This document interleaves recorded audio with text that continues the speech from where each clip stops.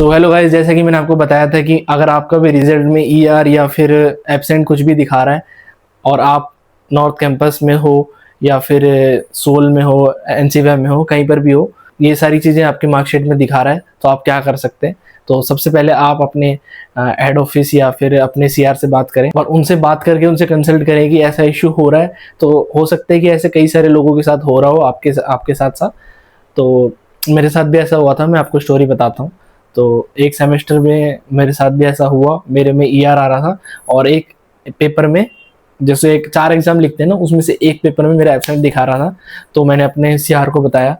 तो जैसे हमारे ग्रुप्स बने हुए अलग अलग, तो मैंने अपने सीआर को कंसल्ट किया तो उसने बोला कि कई सारे बच्चों का है, तो डोंट वरी, कोई टेंशन लेने वाली बात नहीं।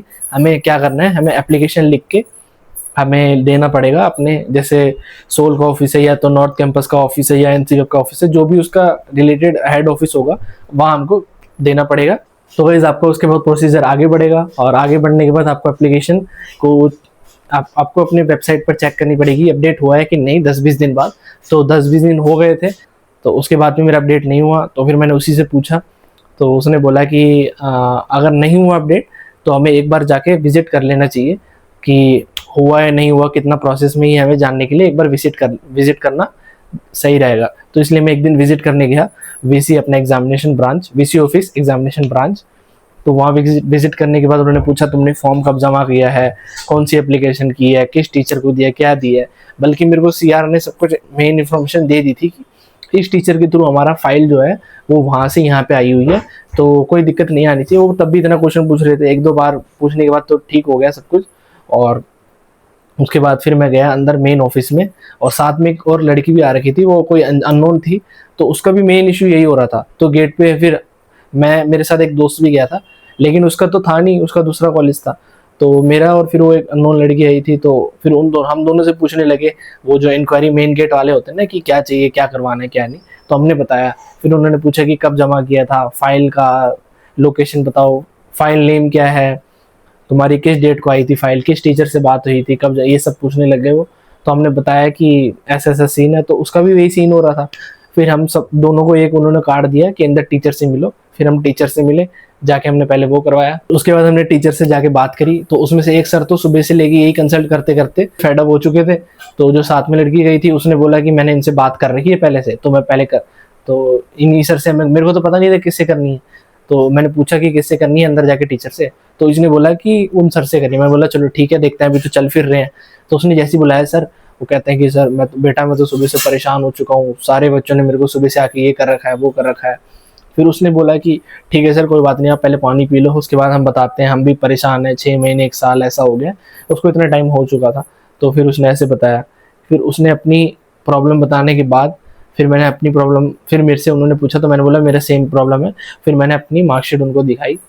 तो दिखाने के बाद फिर उन्होंने बोला ये आपको साइड वाली मैम को कंसल्ट करना है। तो वो मैम काफ़ी अच्छी थी, तो उन्होंने मेरे मार्कशीट ली। तो जैसे मैंने दिया, फिर मैं उनको भी बताने लगा अपनी सारी बातें। तो उन्होंने फिर इतना सुना नहीं, मतलब मैं बताना शुरू किया, उन्होंने बोला ठीक है बेटा, रुक जाओ, समझ गई कि क्या प्रॉब्लम है। तो फिर उन्होंने अपने आप खुद ही चेक करके मेरे को बता दिया कि नहीं, तुम्हारा एब्सेंट वगैरह की कोई दिक्कत नहीं है। और फिर मैंने पूछ लिया एसजीपी भी बता दो, उन्होंने एसजीपी भी बता दिया। मेरे को नोटिफिकेशन नंबर बता दिया कि तुम्हारा नोटिफिकेशन नंबर ये है, और अगर आएगा तो चेक कर लेना, और 1 हफ्ते का टाइम रह रहा है, 1 हफ्ते में आपका पोर्टल पे अपडेट हो जाएगा, ऐसे करके उन्होंने बताया मेरे को। फिर मैंने बोला चलो ठीक है, सही है, फिर अगर हो जाएगा तो इसलिए फिर मैं वहाँ से आ गया। फिर 1 हफ्ते बाद देखा तो 1 हफ्ते बाद भी अपडेट नहीं हुआ मेरा। फिर कुछ बच्चों का अपडेट हो गया था, मैंने सीआर से कंसल्ट किया।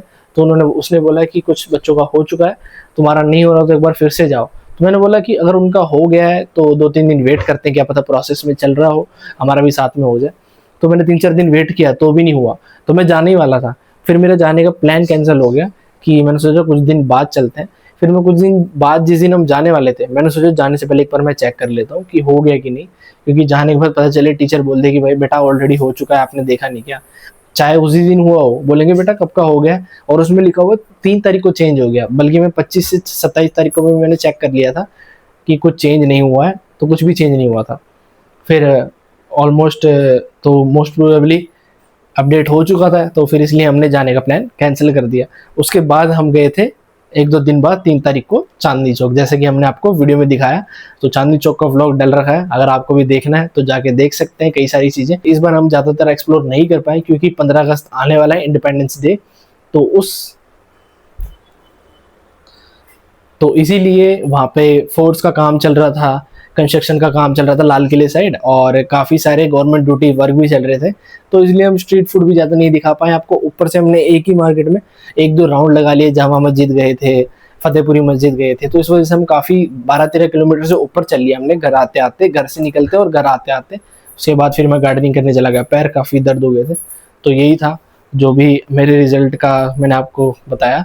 अगर आपके भी रिजल्ट में प्रॉब्लम आ रही है तो हो सके तो आप ऑनलाइन पे अप्लाई कर दो। अगर आपका कोई सीआर वगैरह कोई दोस्त है, टीचर से थोड़ी बात है, तो उनको आप दे सकते हो एप्लीकेशन, और फिर उनसे कांटेक्ट में रह सकते हो कि कितने दिन लगेगा, कब लगेगा। वरना तो बच्चे तो 1 साल 2 साल से परेशान है। लेकिन मेरा अब फाइनली अपडेट हो चुका है मार्कशीट, और मेरा अब ईआर एब्सेंट की प्रॉब्लम नहीं है। बल्कि तो मैं एक एग्ज़ाम छोड़ने वाला था क्योंकि उस टाइम पर मेरे दादा की डेथ हो गई थी, तो मैं गाँव में था। फिर डेट शीट आ गई कि 10 तारीख से एग्ज़ाम है। मैं 8 तारीख तक 9 तारीख तक भी गाँव में था, तो मैं फ़्लाइट से आने वाला था 9 तारीख को। फ़्लाइट से आके फिर मैं एग्ज़ाम देने वाला था, पर अनफॉर्चुनेटली एग्ज़ाम पोस्टपोन कर दिए गए। 10 वाला एग्ज़ाम हो गया 31 तारीख को। तो फिर मैंने चारों के चारों एग्ज़ाम फाइनली दे दिए थे। तो वही मैंने सोचा कि यार एग्ज़ाम भी दिया है, तब भी मेरा ईआर दिखा रहा है, एब्सेंट दिखा रहा है, तो गलत है। तो ये इशू आजकल चल रहा है। और ये इशू क्यों चल रहा है? क्योंकि जब से डिजिटली हमारा ये सब काम होने लगा है, तो डिजिटली गलतियाँ ज़्यादा बढ़ रही है। जब पहले मैनुअली चेक होता था, अभी भी होता होगा पर पता नहीं, पर ज़्यादातर चीज़ें डिजिटली बढ़ गया है। इस वजह से वो कह रहे हैं कि गलती ज़्यादा बढ़ रही है। तो इसलिए हमारे एब्सेंट ईआर वगैरह के केसेस ज़्यादा बढ़ रहे हैं। तो अगर आपके सीन में भी ऐसा हो रहा है तो आप अपने सीआर से कंसल्ट करिए, टीचर से कंसल्ट करिए। पर इन सब चीज़ में एक बात तो है कि सब लोग अपने वर्क को ट्रांसफ़र करके शिफ्ट करके यही बोलते हैं कि नहीं, ये फाइल है इस गेट नंबर पे ले जाओ, ये फाइल है इस गेट नंबर पे ले जाओ। तो मैंने एक बार नॉर्मल स्टूडेंट जैसे भी जाके देखा, तो मैं गया पहले बाहर, फिर उन्होंने टोकन दिया, फिर उन्होंने अंदर भेजा। अंदर वाले टीचर ने बोला 21 पे जाओ, 21 गेट नंबर से 20 पे जाओ, लेके 25 30 ऐसे ऐसे जाने के लिए बोला। पर वो जाना की ज़रूरत नहीं थी मेरे को तो सीधा वीसी ऑफिस जाना था, क्योंकि उससे पहले का प्रोसेस हो चुका था। बस मेरे को अपडेट लेना था कि कहाँ तक पहुँचा, कितने दिन में हो जाएगा। तो यही सारी चीज़ें थी। और अगर आपको भी कुछ ऐसी प्रॉब्लम है तो आप अपने टीचर सीआर वगैरह से कंसल्ट कर सकते हो। आप भी इसी चीज़ से रिलेटेड फेस कर रहे हैं तो कमेंट करके मेरे को ज़रूर बताना। तो ये वीडियो मैंने पहले शूट करी थी 3-4 दिन पहले, बट अनफॉर्चुनेटली मेरे को चांदनी चौक जाने के लिए उसका व्लॉग शूट करना था, तो इसलिए वीडियो डिलीट हो चुकी थी। दूसरा फ़ोन भी है, उसमें भी स्टोरेज भरने का इशू हो गया था, और ये 256 GB है। क्योंकि दोनों फ़ोन से जब हम 4K वीडियो शूट करते हैं तो स्टोरेज ज़्यादा लेता है वो, तो इसलिए अभी बाकी वीडियो भी एडिटिंग के लिए बची हुई है, तो हम उसको भी डिलीट नहीं कर सकते ना, तो उस पर भी काम चल रहा है। तो इसलिए मैं अभी डिलीट करके अभी फिर से स्टोरेज लोड हो गया था, फिर मैंने इसको थोड़ा खाली करके अभी मैं शूट कर रहा हूँ। तो गाइज़ यही था आज के लिए, मैंने जितना हो सके एग्ज़ाम के बारे में और मार्कशीट के बारे में आपको बताया, रिज़ल्ट के बारे में। तो ऐसी अगर कुछ भी आगे दिक्कत आई तो मैं आपके साथ शेयर कर दूँगा। होप करता हूँ आपको वीडियो पसंद आई होगी। पसंद आई तो लाइक कर देना, और चैनल पर नहीं हो तो सब्सक्राइब कर लेना।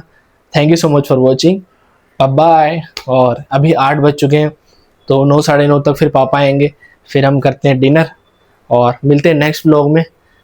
होप करता हूँ आपको पसंद आया होगा। तो thank you so much for watching, मिलते हैं सुबह 8 बजे, बाय।